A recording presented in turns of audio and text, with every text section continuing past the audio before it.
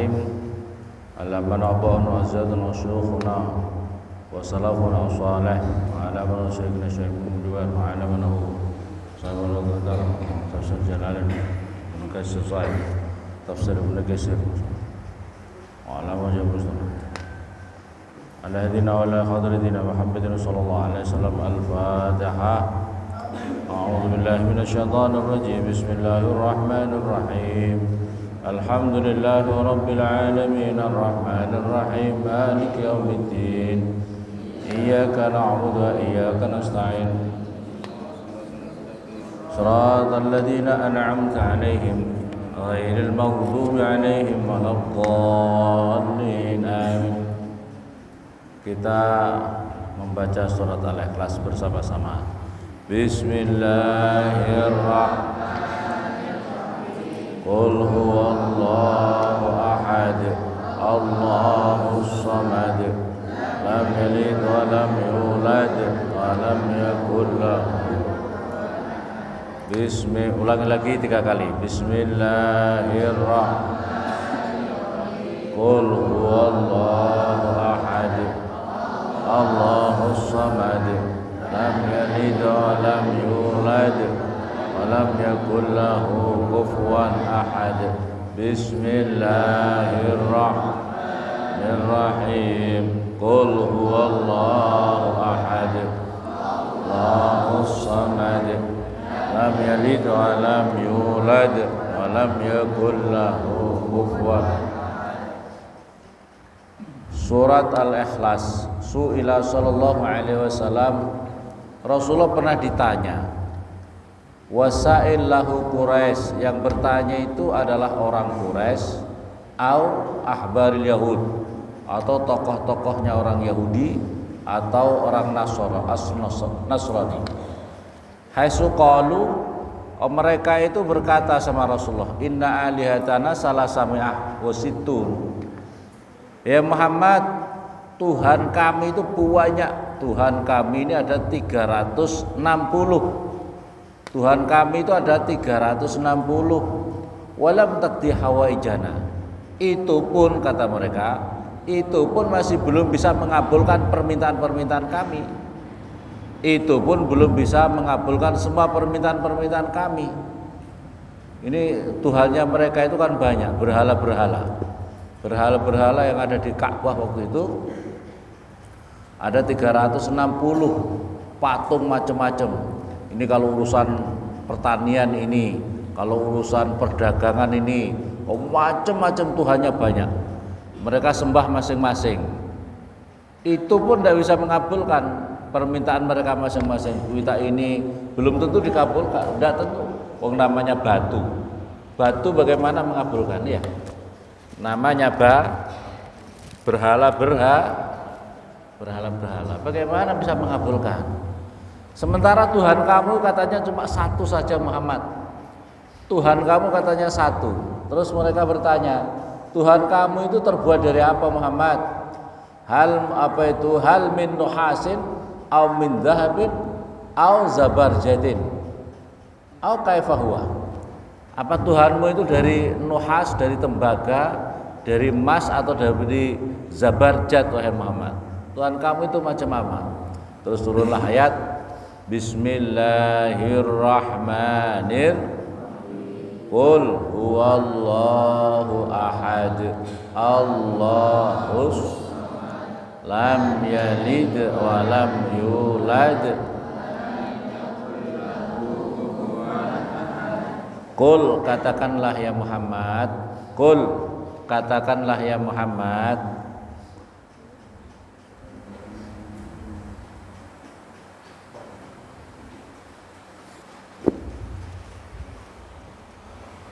Huwa utai keadaan. Keadaan itu sa'an titik 3. Keadaan daripada suatu kejadian itu, pertanyaan daripada orang-orang kafir tadi. Huwa utai keadaan, Allahu itu Allah, ahadun itu esa. Allahu itu Allah, ahadun itu esa. Ahadun itu esa, tunggal.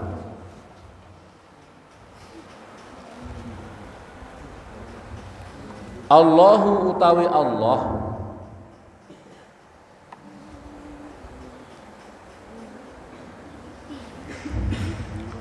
Allahu utawi Allah itu as-somadu, yang menjadi tujuan. As-somadu yang menjadi tujuan. Allahu utawi Allah as-somadu itu yang menjadi tujuan.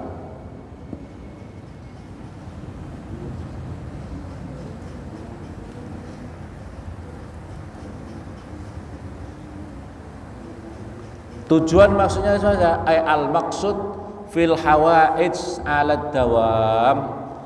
Allahu utawi Allah itu as-somad. Allahu utawi Allah as-somadu itu yang menjadi tujuan. Tujuan apa? Tujuan al-maqsud fil hawaij. Artinya Allah itu yang menjadi tujuan daripada semua hajat-hajatnya makhluk ini untuk selama-lamanya. Kamu butuh dikabulkan hajatnya, kamu butuh minta pertolongan, kamu butuh segala macam. As-somad itu adalah yang menjadi tujuan.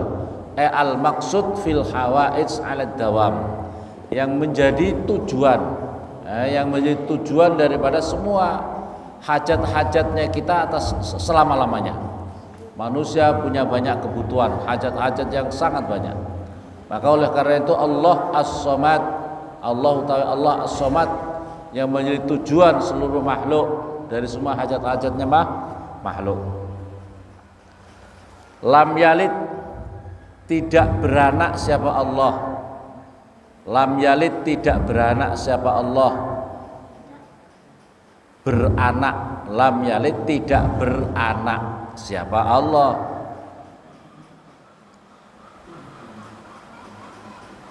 Walam yulad, dan tidak diperanakkan siapa Allah. Lam yalid, tidak beranak siapa Allah. Walam yulad, dan tidak diperanakkan siapa Allah.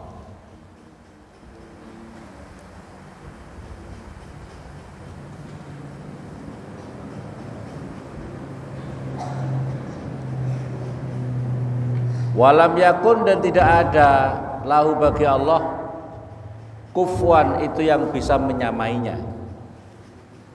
Ahadun, siapa seorang pun. Walam yakun, dan tidak ada lahu bagi Allah. Walam yakun, dan tidak ada lahu bagi Allah kufuwan, itu yang menyamai. Ahadun, siapa seorang pun. Walam yakun, dan tidak ada lahu bagi Allah kufuwan, itu yang menyamai siapa ahadun, seorang pun. Jadi di sini di dalam surat Al-Ikhlas ini Allah Subhanahu wa taala menegaskan kepada kita, ya, salah satu penegasan itu adalah Allah itu esa.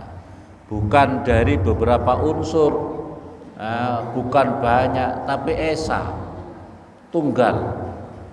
Terus yang berikutnya lagi, Allah itu menjadi as-somad, menjadi tujuan, al-maqsud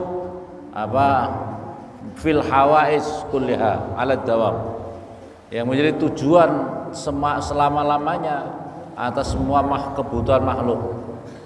Yang berikutnya lagi, Allah itu lam yalid wa lam Allah itu tidak beranak, Allah itu tidak diperanakkan. Allah itu tidak beranak. Kalau yang beranak mesti hancur makhluk itu. Ya, coba kau lihat. Semua makhluk yang ada di alam semesta itu kalau diperanakkan semuanya mesti hancur. Ayo kalian lihat semuanya. Yang pokoknya masih beranak, ya, masih diberanak, mesti hancur. Nabi-nabi semuanya karena diperanakkan hancur. Allah itu mukhal, mempunyai sifat-sifat beranak atau diperanakkan. Yang diperanakkan mesti hancur. Semua sifat yang ada di alam semesta ini kok beranak atau diperanakkan mesti hancur. Allah mukhal, mempunyai sifat yang seperti itu. Allah mohal mempunyai sifat yang hancur. Allah itu kekal. Walam yakun lahu kufuwan. Yang berikutnya lagi, Allah itu tidak ada yang bisa menyamainya. Tidak ada yang bisa menyamainya. Siapapun juga tidak ada yang bisa menyamainya. Ini adalah apa ini? Surat Al-Ikhlas ini adalah surat yang istimewa luar biasa. Innama a'an maha ba'dhum. Oleh karena itu saking istimewanya ulama-ulama tafsir memberikan nama surat Al-Ikhlas ini dengan 20 nama. Surat Al-Ikhlas ini mempunyai 20 nama. Yang pertama adalah awaluha Al-Ikhlas. Yang pertama nama daripada surat ini, yang pertama adalah Al-Ikhlas. Dicatat, kamu di catatan kakinya kamu tuh, catatan ya. Jadi nama-nama surat Al-Ikhlas itu ada 20. Ulama-ulama tafsir ada 20. Pertama Al-Ikhlas. Awalu Al-Ikhlas. Saniha, yang kedua adalah At-Tanzil, yang diturunkan. At-Tanzil yang diturunkan. Salisuha At-Tajrid. At-Tajrid itu mengosongkan. Li'anna man ta'allaqa biha tajarrada 'anil aghdiyah. Barang siapa yang berpegangan dengan ini surat, maka dia dikosongkan daripada kebingungan. Dikosongkan daripada kebingungan. Rabi'uha, yang keempat At-Tauhid. Ini surat dinamakan dengan surat At-Tauhid. Li'anna dalatun alaih. Karena surat ini menunjukkan atas pengesaan Allah Subhanahu wa taala. Khamisuha, yang kelima daripada surat ini dinamakan An-Najat atau keselamatan. Linajati qariha minan nar. Karena surat ini bisa menjadikan sebab orang itu diselamatkan daripada neraka. Jadi maka oleh karena itu surat Al-Ikhlas ini disamakan An-Najah atau penyelamat dari apa? Neraka. Sadisuha al-wilayah. Li'anna man ta'allaqa biha ata'uhul wilayah. Barang siapa yang berpegangan teguh dengan ini surat, maka orang itu akan diangkat menjadi wali-walinya Allah, kekasih-kekasih Allah Subhanahu wa taala. Ada namanya sholawat Ismul A'zam. Allahumma inna nas'aluka bismikal azam al-maktub min wajhika lalal mu'ammad daim al-baqi al-mukhalat fi qalbi nabika rasulika Muhammad wa as'aluka bismikal azam al-wahid wahdal adal al-muta'alan wahdal kamal atat muqaddas munqalahat wa bihaqqi bismillahirrahmanirrahim qul huwallahu ahad Allahu samad lam yalid wa lam yulad wa lam yakul lahu kufuwan ahad Muhammad sirri hayatul hudud wa sabil azam li kulli wajh salatan tusabbu fi qalbi man tuhafidul quran tufahimu wa ala tumattuna abi asrar al-hayat wa tumattuna asrar al-hayat wa ta'ala nurul jannah wa nurun na'im nur nadhal wajhil karim. Jadi sholawat apa itu? Sholawat Ismul Azam. Sholawat Ismul Azam. Ini salah satunya, salah satu hikmahnya adalah barang siapa yang rajin istiqomah membaca sholawat Ismul Azam 100 kali rajin sampai sekian bulan, maka dalam keterangan kitab saya itu terangkan ijazah minimal 40 hari atau ada pokoknya menjadi istiqomah. Orang yang istiqomah membaca, karena di dalamnya itu ada surat Al-Ikhlas. Di dalam sholawat Ismul Azam itu di dalamnya ada surat Al-Ikhlas itu. Jadi yang merajimkan 100 kali, saya dapat ijazah kiai kami itu minimal 40 hari. Nah, setelah 40 hari lanjut 40 hari, nanti habis sholat 3 kali, pokoknya sehari semalam 100 kali. Nah, ini kalau kamu mau merajinkan ini, maka kamu akan diangkat menjadi wali-walinya Allah Subhanahu wa taala. Ini kalau bisa melazimkan ini, menghindari dosa-dosa, lazimkan ini, rajinkan ini, membaca sholawat ismul azam. Ini maksudnya adalah menerangkan al-ikhlas ini. Jadi al-ikhlas ini apa itu kalau orang melazimkan ini, maka orang itu akan diangkat menjadi wali-walinya Allah Subhanahu wa taala. Sabi'uha yang ketujuh, an-nisbah itu nisbat liqaulihi fis soal. Ansabalana rabbuka, apa itu yang menisbatkan dari siapa rabbuka Tuhan kami.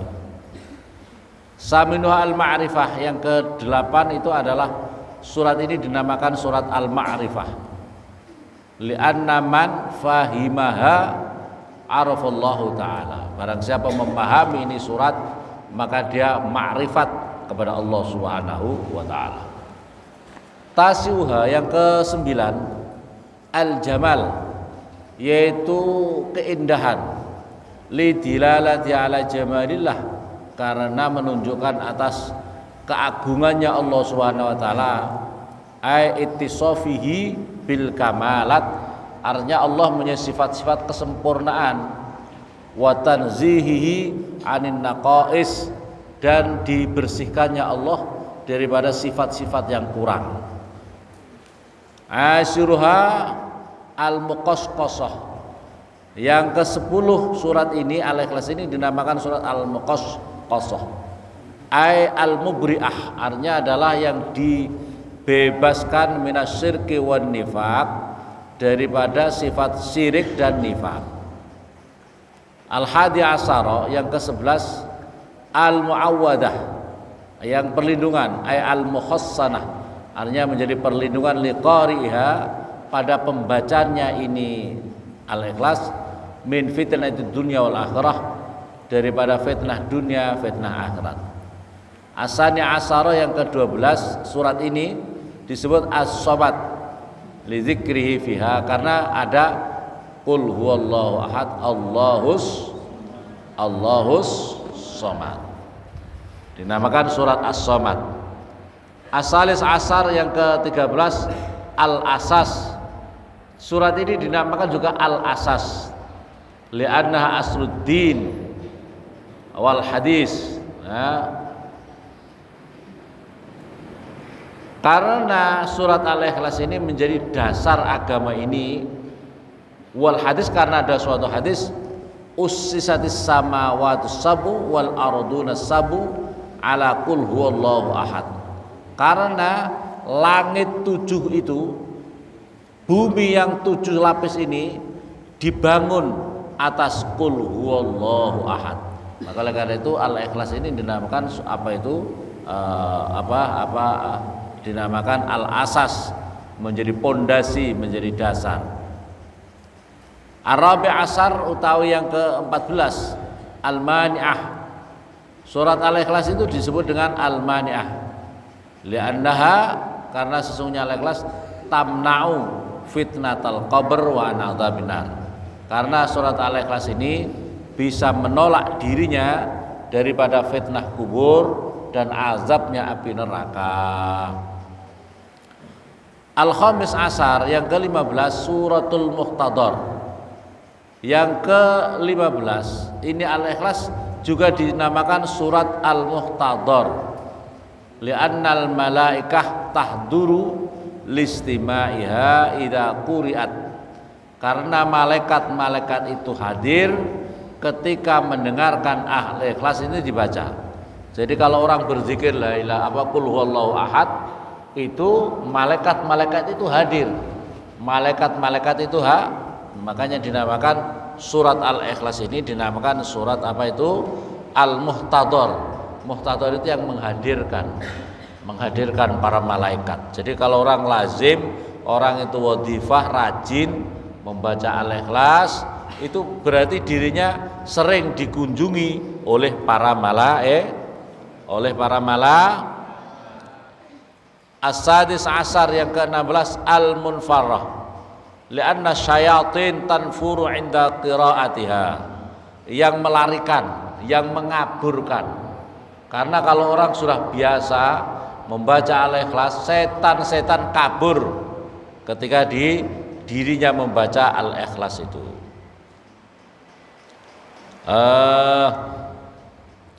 As-sabi asyara yang ke-17 dinamakan suratul bara'ah. Al-Ikhlas ini dinamakan surat pembebas.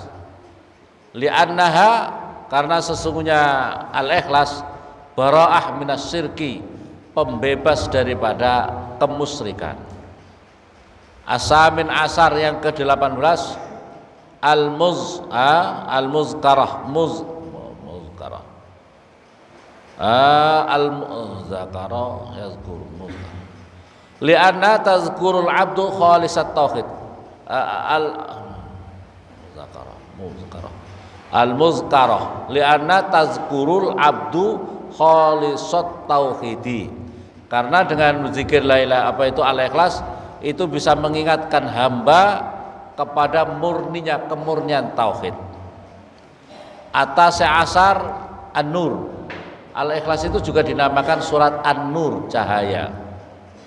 Li'annaha, karena sesungguhnya al-ikhlas ini tunawwirul qalba, yang bisa memberikan penerang cahaya kepada hatinya. Yang ke-20 suratul insan, ini suratnya manusia ini suratnya yang diperuntukkan untuk manusia. Li'annaha la ghina lahu anha, karena manusia pasti tidak akan tidak mau, bahwa artinya lagina tidak membutuhkan lahu dari insan anha daripada. Jadi semua manusia sangat membutuhkan kepada surat al-ikhlas. Ini namanya sampai 20. Itu kalau nama banyak itu menunjukkan pada keutamaan, keagungan daripada surat itu sendiri, menunjukkan surat itu. Ini saya ambil dari keterangan tafsir di dalam surat tafsir tafsir Al-Munir ini, ya. Tafsir Sawi, juga tafsir Ibnu Katsir. Wa minha qaulu sallallahu alaihi wasallam, ini keutamaan apa itu?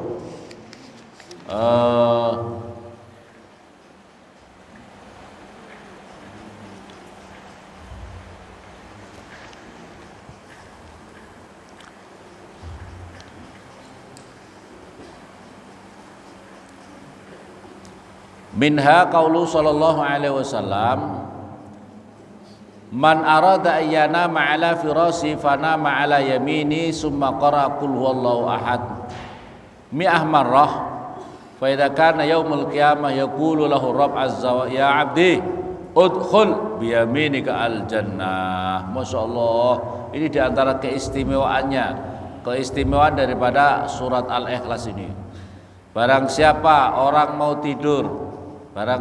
mau tidur di tempat pembaringannya itu, maka kemudian dia tidur dari sisi kanannya. Jadi tidur itu dari yang paling utama ke sisi kanan, dari sisi miring ke kanan, miring ke kanan.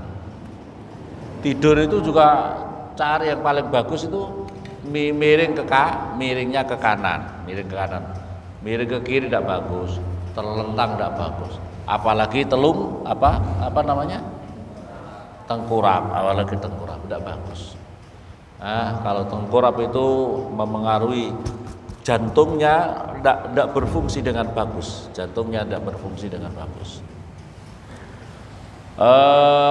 Menghadap kiblat. Jadi kalau kamu ingin tidur mempunyai istimewa, bisa suci baca zikir dulu. Apa mau tidur itu suci dulu, ambil wudu dulu, suci, menghadap kiblat, terus baca zikir-zikirnya. Kalau seperti itu nanti kalau mimpinya itu bagus-bagus, mimpinya itu bisa ada petunjuk-petunjuk yang istimewa. Nanti kita akan dibimbing oleh Allah Subhanahu wa taala. Ya, tapi kalau kamu tidurnya kekenyangan, tidak pakai wudu, kalau mimpinya berkaitan dengan urusan nafsu, maka kalau kalau bisa ambil wudu, mau tidur ambil wudu. Terus itu kalau mau zikir, tadi keistimewaannya Al-Ikhlas. Dalam hadis ini Barang siapa mau tidur terus kemudian dia itu berzikir qul huwallahu ahad sampai 100 kali. Fa idza kana yaumul qiyamah, maka nanti dari kiamat yaqulu rabb azza wajal, Allah Subhanahu wa taala berfirman kepada orang itu, ya abdi, wahai hambaku, silahkan kau masuk surga dari sisi kananmu. Silahkan kau masuk surga biyaminika, dengan apa itu sisi kanan, sisi kanan. Masya Allah, Al-Jan. Jadi langsung diperintahkan, tidak ada urusan-urusan. Wes silakan kau masuk surga dari sisi kanan. Ini perlu diamalkan, ini sekali-sekali diamalkan. Kalau tidak bisa setiap malam ya, mungkin malam Jumat ya, malam Jumat diamalkan. Istimewa, cari waktu-waktu yang istimewa. Waktu kayaknya senggang, baca Al-Ikhlas. Baca Al-Ikhlas 100 kali. Kemudian istirahat, tidur. Apalagi Al-Ikhlas itu kan istimewa. Kamu membaca 3 kali, pahalanya sama dengan hatam Al-Qur'an. Bagaimana kalau kamu baca 100 kali? Hatam berapa kali kamu dapat pahala? Istimewa. Wa minha, sebagian daripada keistimewanya Al-Ikhlas ini adalah mangqara'a qul huwallahu ahad. Barang siapa membaca qul huwallahu ahad 50 marrah 50 kali, ghufirat lahu dzunuba 50 sanah. Kalau kamu membaca Al-Ikhlas 50 kali, maka diampuni dosa-dosanya orang itu selama 50 tahun. Masya Allah ya, 50 kak. Kalau kamu umurnya belum sampai 50 tahun, umur saya belum 50 tahun. Kalau begitu berkahnya mengalir kepada orang tua kamu. Makanya pentingnya itu kita jadi anak-anak soleh-soleha, paham ya? Paham?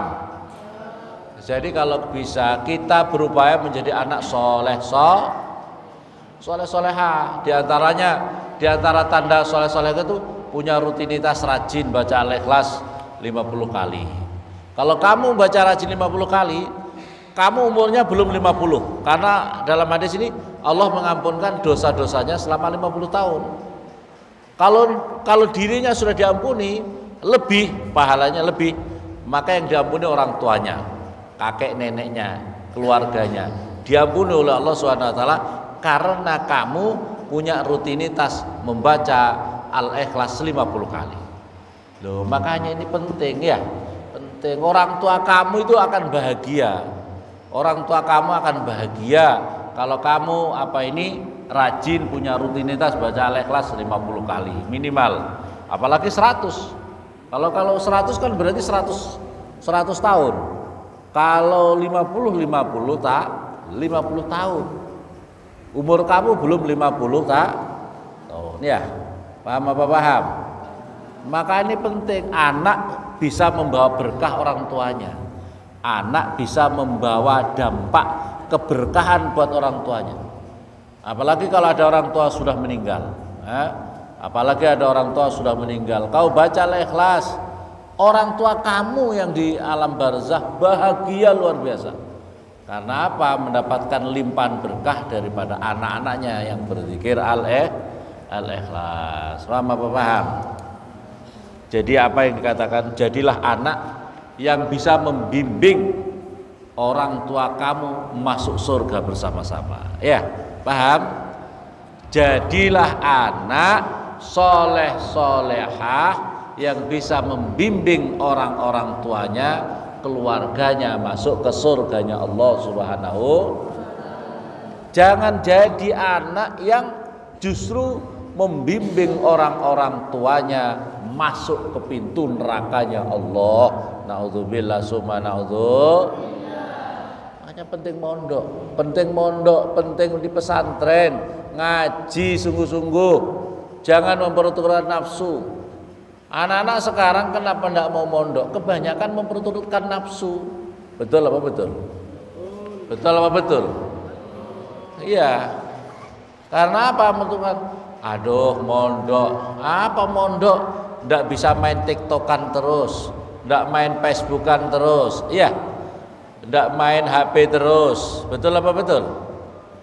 Kalau di pondok kan dibatasi, disuruh ngaji, suruh ngaji, suruh ya Allah. Tapi kalau orang tua tahu berkah hakikatnya mondok, anak harus mondok, anak harus ngaji. Itu kalau orang tua tahu, paham itu. Ya.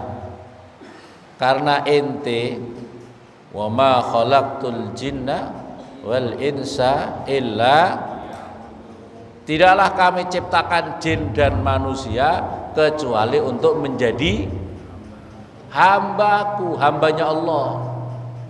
Jadi kalian semuanya ini manusia itu diciptakan dengan tujuan yang istimewa untuk menjadi apa? Menjadi hambanya, bukan hambanya nafsu, bukan hambanya perut, bukan hambanya setan, bukan hambanya apa itu makhluk.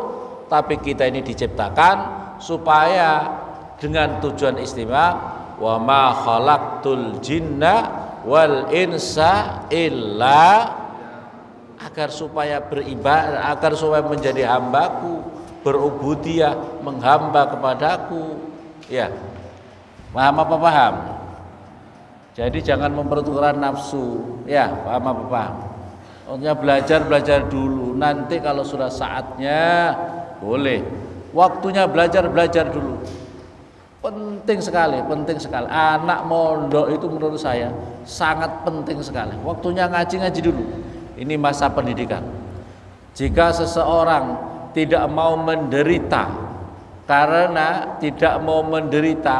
hina karena tolabul ilmi, karena belajar ilmu agama, ini kan kamu sedang menderita. Menderita apa tidak?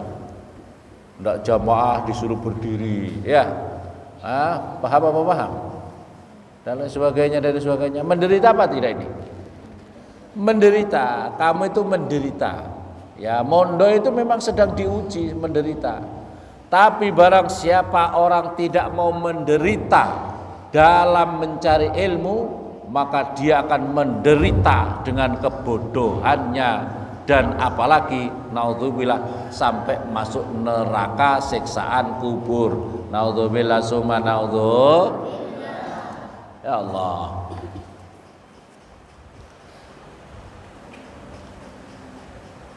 Saya ini pesantren, tahu anak-anak harus di pesantren, ya. Karena tahu anak bisa belajar sungguh-sungguh, konsen baik ya di pesantren. Kalau tidak pesantren, mana bisa kau ngaji tafsir Jalalain?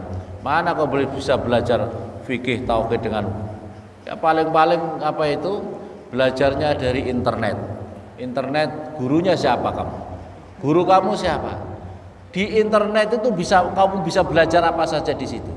Tapi di internet tidak bisa mengajari kamu akhlak, suri toladan dalam apa itu, dalam beramal, dalam berinteraksi dengan apa itu, tidak bisa mengajari adab kepada kita.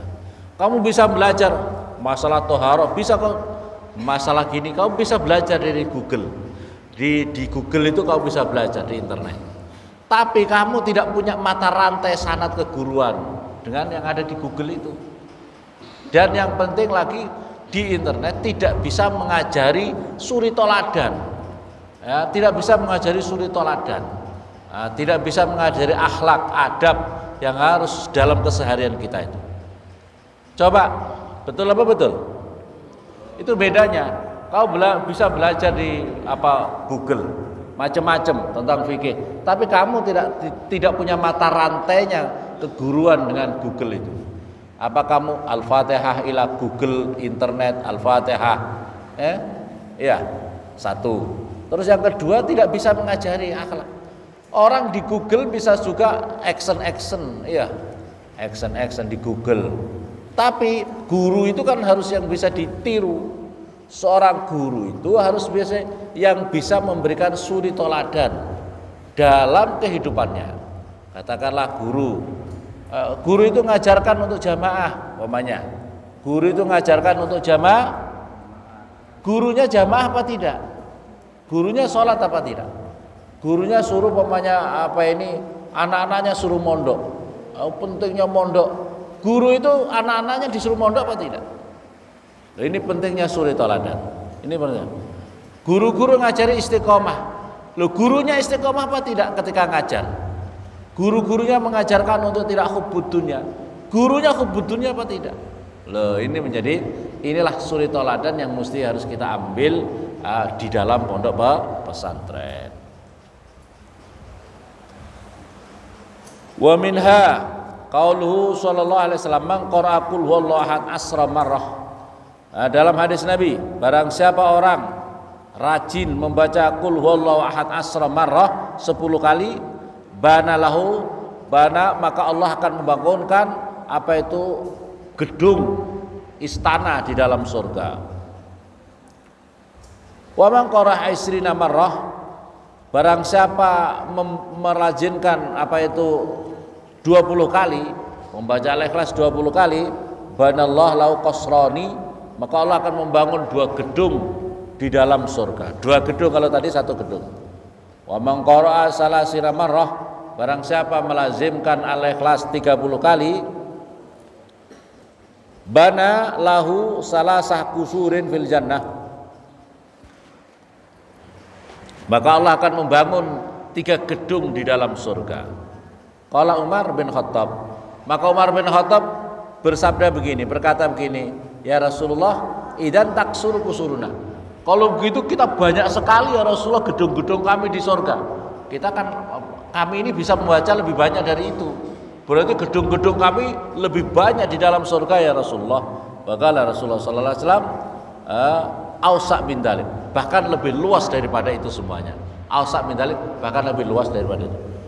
Jadi rumah kamu bisa dibangun sejak dari dunia ini. Rumah kamu, planning apa masa depan kamu sudah bisa dibangun dari dunia. Yaitu apa caranya? Lazimkanlah, wadifahkanlah kamu dengan membaca Al-Ikhlas minimal 10 kali. Kalau 10 kali kamu sudah dibangunkan oleh malaikat 1 gedung yang akan kau tempati di dalam itu. Loh, 1 gedung enggak cukup ya? 1 gedung enggak cukup. Lah kamu nanti istrinya kamu banyak, bidadari kamu banyak, 1 kos-kosan ya enggak cukup, ya apa tidak? Ya apa tidak? Laki-laki itu nanti jangan cemburu, perempuan tidak boleh cemburu kalau di surga, karena istrinya pewah. Bidadari itu Masya Allah, tidak pernah sakit flu, apalagi kena virus corona, tidak pernah sama sekali. Ya, paham? Diterangkan. Nanti ada orang begitu masuk surga terbelalak 70 tahun. Terbelalak karena melihat bidadari sangat cantik. Terus baru tanya, kamu ini bidadari untukkah kamu? Tidak Tuhan, saya ini cuma hanya penjaga pintu. Itu pun penjaga pintu terbelalak 70 tahun. Belum nanti bidadari yang puncaknya bidadari. Lebih cantik lagi kalau kamu punya bidadari permaisurnya bidadari, kamu nanti bisa terbelalak berapa tahun? Kamu punya istri yang solehah, ini kamu punya istri ini kalau solehah, ini nanti akan lebih cantik daripada seluruh bidadari surga, karena dia akan menjadi permaisuri, ratunya bidadari. Itu kalau kamu bisa masuk surga, kalau kamu bisa masuk surga, kamu nanti akan lebih cantik daripada bidadari di surga, karena kamu adalah permaisurinya di dalam surga. Nanti kamu akan lebih cantik, paham? Tapi kalau kamu tidak masuk surga, ya kamu jadi itu gosong di dalam neraka. Naudzubillah, summa naudzubillah. Rasulullah itu kadang-kadang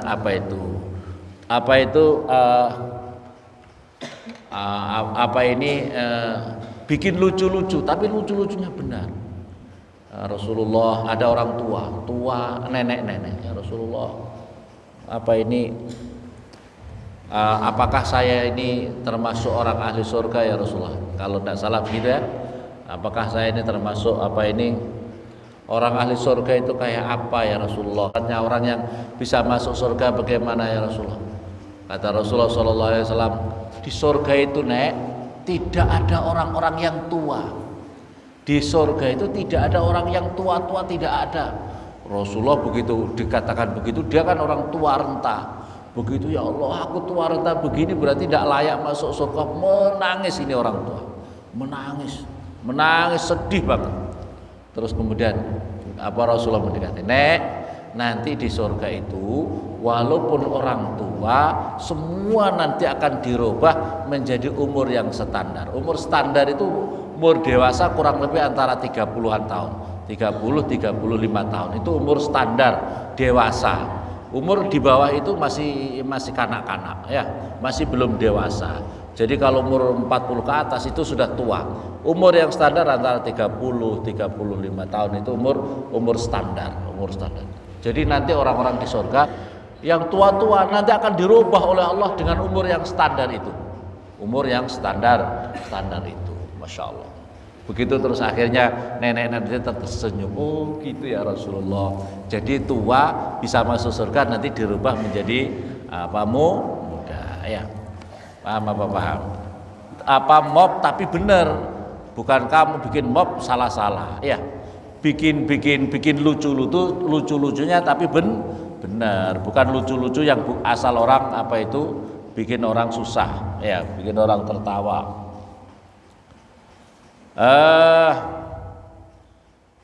Jadi kamu perhatikan kalau kamu ingin bangun surga mulai dari dunia ini, perbanyak kamu zikir di dunia ini. Terus wa mina qauluhu sallallahu alaihi wasallam, man qara'a qul huwallahu ahad fi maradih alladhi yamutu fih lam yuftan fi qabr